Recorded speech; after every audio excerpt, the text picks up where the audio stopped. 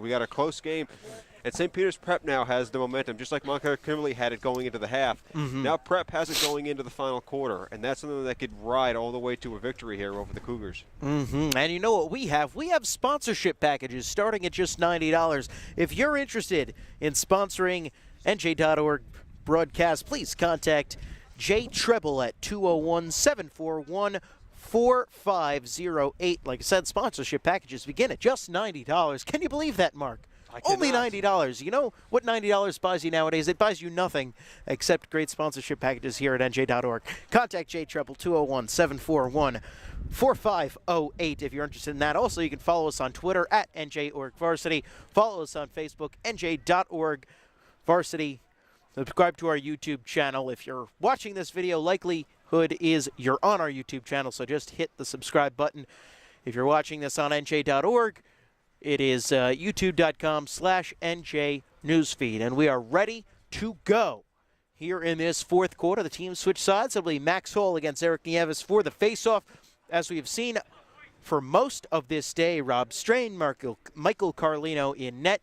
It is a two-goal game, still very much anyone's game. Momentum has shifted both ways several times so far in this matchup, and quite frankly, Mark, I'm excited to see how this one's going to end up playing out. Absolutely. With the way the action's gone this entire game, you'd be hard-pressed to expect anything other than an exciting finish between these two teams. This game has not lacked for competitiveness all day long. The rain continues to come down, as it has been for about, what would you say, the last 20, 25 minutes? Absolutely, Joe.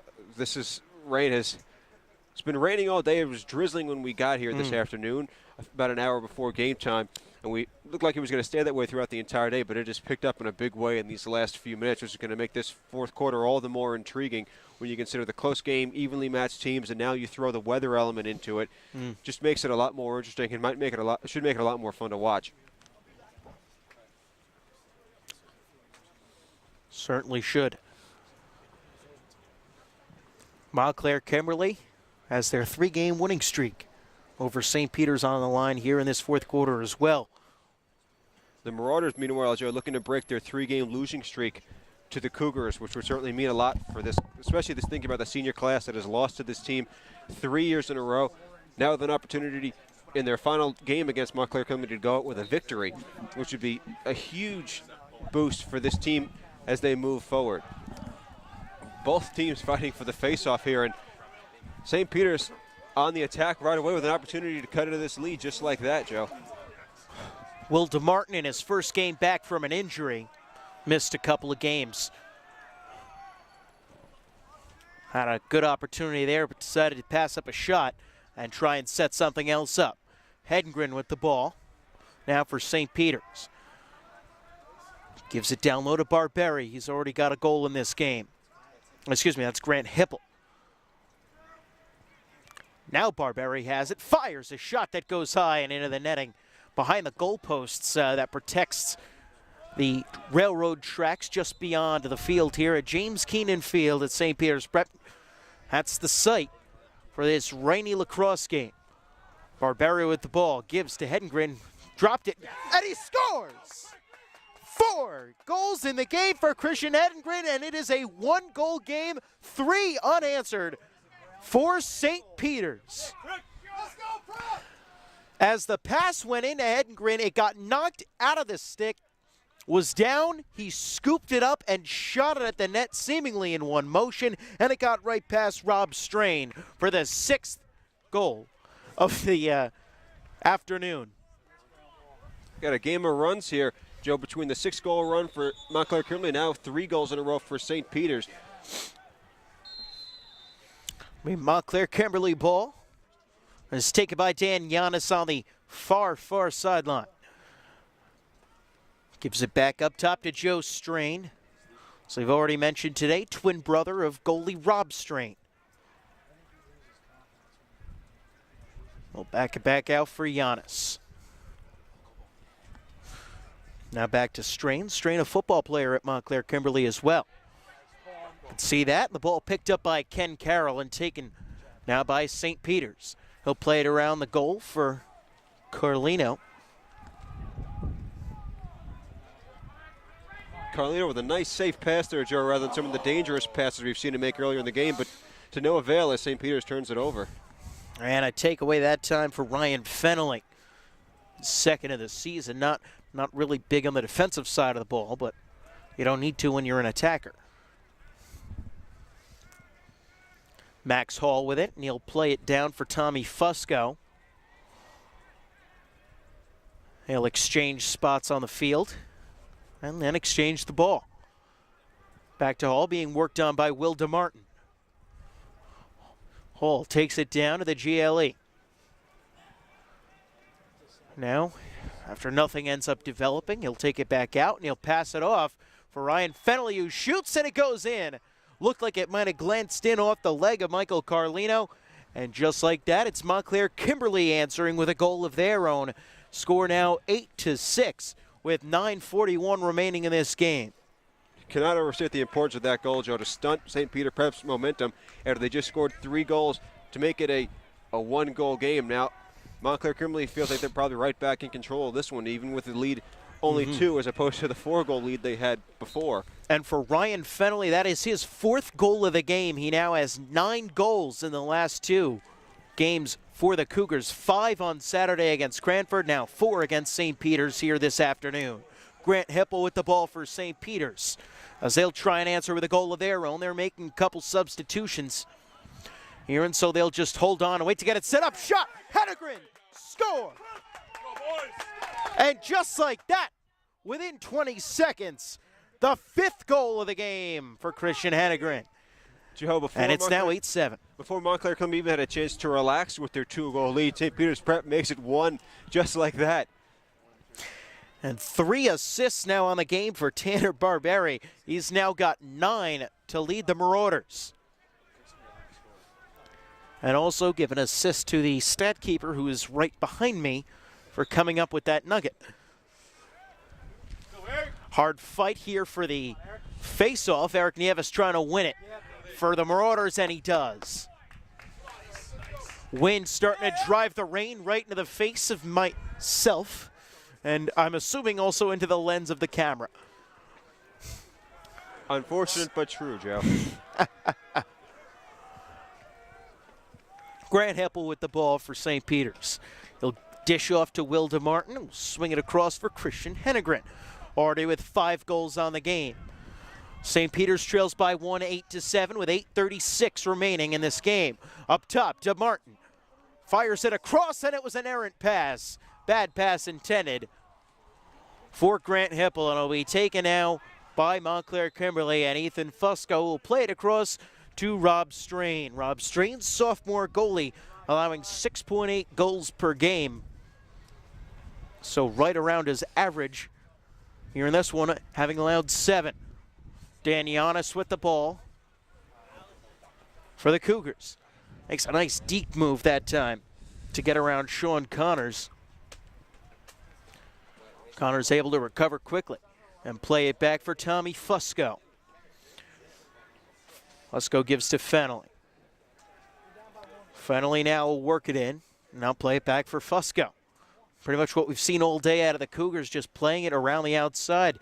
Here's they try to protect their 1-goal lead. Ground ball situation, good hard fight, and it's taken by St. Peter's the other way, knocked out of the stick. And once again, another hard fight for a ground ball, and taken this time by St. Peter's. And now an odd man rush. Grant Hippel was down, and we're going to get a whistle and a stoppage.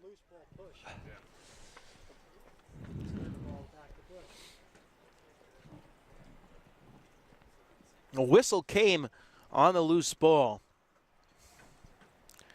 Now it looks like it's going to be the Cougars' ball when all things are said and done. Hippel head on off. And it'll be started by Tommy Fusco.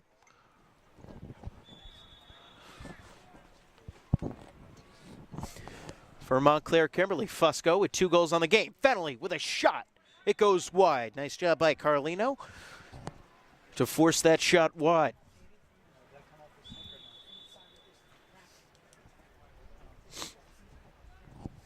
It'll be taken by Montclair Kimberly. Joe Strain gives to Max Hall up top. Hall, Fennelly, Strain Pretty much the main players. Shot, strain, high-low, and it goes in. 9-7. Now the score in favor of Montclair Kimberly with 7:11 left here in this one, as you're seeing some of our efforts to make sure that this game is brought to you without raindrops. Sorry about that, folks. Yeah, no, it's all fine, I'm sure. Trying to do our best to make sure the broadcast is as clear as possible.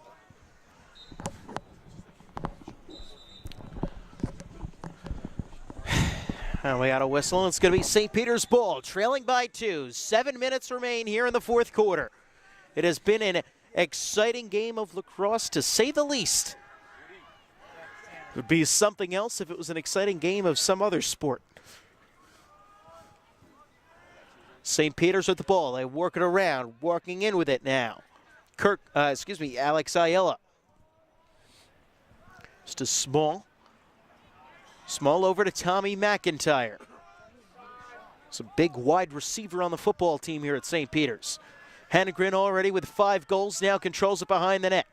He works it around, being worked on. Thought about throwing a shot. Now he'll take it back. Throws it out for TJ Small. Small to Ayala. Ayala to Barberi. Throws a shot, and it's in!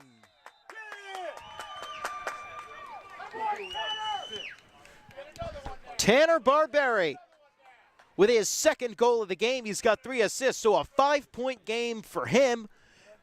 And it's, once again, a 1-goal game, 9-8 in favor of Montclair Kimberly, but a lot of lacrosse left to play. 6:18 remaining here in this fourth quarter, and we've already seen quite a bit of scoring. And we're going to get a timeout coming here, being charged to Montclair Kimberly. Recap some of the big scoring here in this game. Ryan Fennelly with 4 goals for Montclair Kimberly. Tommy Fusco has 2. Dan Giannis has 1. Joe Strain also with 2 goals for Montclair Kimberly. For St. Peter's, Hannegren's got 5 goals. Barberi has 2.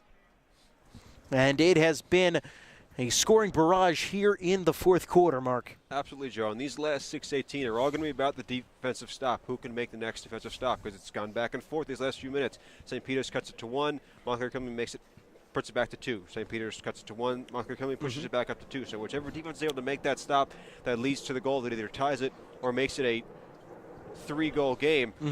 That's where this game is going to end up being decided. Both of these offenses have been outstanding here in the fourth quarter. The defenses have seem a little bit overwhelmed. But one of them or one of the goalies is going to have to come up big. Now, if you're Marauders coach Mark Bryan, what are you saying to this team in the huddle right now? You're down by a goal. You've had this comeback. You had the lead. You allowed Montclair Kimberly to go on that 6-goal run, and you've been clawing your way back in ever since. What are you saying to them right now to lock it down on defense? I'm telling them that, hey, all the pressure's on Montclair Kimberly here because they're the team that had the lead and now is letting it slip away here. And they're the team that has to score. Since you're on defense, you guys just scored. The pressure's on them to do something on offense or else let you guys have an opportunity to tie this game. So I'm trying to take the pressure off my defense, just let them play their game because they've showed the ability to be outstanding at times, especially their goaltender. So I have faith in my defense, and I try and make sure they have faith in themselves as we go out here for the last 6:18, which would be obviously where today's game is decided, Joe. Will be Max Hall going up against Eric Nieves, the same face-off crew that we've seen for most of the day. And the win goes back. Eric Nieves has it, and TJ Small scoops it up for St. Peter's, and they'll work it in the attack zone, but it's a nice job that time by Ryan Fennelly to cut across and pick off the pass, and now going the other way. Second takeaway of this quarter for Ryan Fennelly. Fennelly just seems like he's been everywhere for Montclair Kimberly in this second half, Joe. He's made the plays on offense. He's made defensive plays like that. He's been outstanding. He showed you why he's one of Montclair Kimberly's best players this season, Joe. Tommy Fusco with the ball. He's worked on by Sean Connors, a pole. Giannis with it now. He'll work it around the back. Guarded by Small. Giannis fires a shot on net, and it goes in. Dan Giannis answers right back, and every time St. Peter's scores, it seems like Montclair Kimberly comes right back, this time with 5:33, so not even 45 seconds after St. Peter's scored. Montclair Kimberly answers back with their 10th goal of the game. And the tough part about this for St. Peter's is there's still 5.5 minutes left to go in this game, Joe. There's plenty of time left for St. Peter's to come back, but they can't keep doing this forever with Montclair Kimberly because they're the team that's behind. They're the team that needs to make a stop. Ground ball here in the attacking zone for St. Peter's, and it's eventually going to be scooped up by, it looks like Tanner Barbieri's got it. Barbieri walks in, fires a shot, and it goes. Score! And falls down right after. Third goal of the game for Barbieri. Where's the push? 10-9. Now the score is within 18 seconds. St. Peter's has answered right back, making it a one-goal game once again, Mark. And Joe, you can't not love this if you're a sports fan. I mean, back and forth, nonstop action. Both of these teams going as hard as they can. Pouring rain. I mean, it's all coming together in these last few minutes. This game has just been nothing but action and intensity. Here we go, Eric. Joe Strain taking the face-off for Montclair Kimberly. Eric Nieves will be taking it for St. Peter's. Ground ball here. It's going to be picked up by Joe Strain. No, it's actually still going to be on the ground. And a whistle, and looks like we're going to get a hold. Going against Will DeMartin. And so it will be Cougar ball. Joe Strain's controlling it. Rain continues to come down hard here in Jersey City. Joe Strain continues to have the ball, and he'll give to Ryan Fennelly. Fires a long pass across the field for Max Hall. And he will dish it to Dan Giannis. Scored the last goal for Montclair Kimberly, his second of the day. The 10th for the Cougars. They lead it 10-9 with 4 minutes 35 seconds remaining here in the fourth quarter. Ryan Fennelly controls. Back to Hall. Over to Giannis, and they just keep swinging around the outside. Same offensive setup that we have seen all day long out of the Cougars.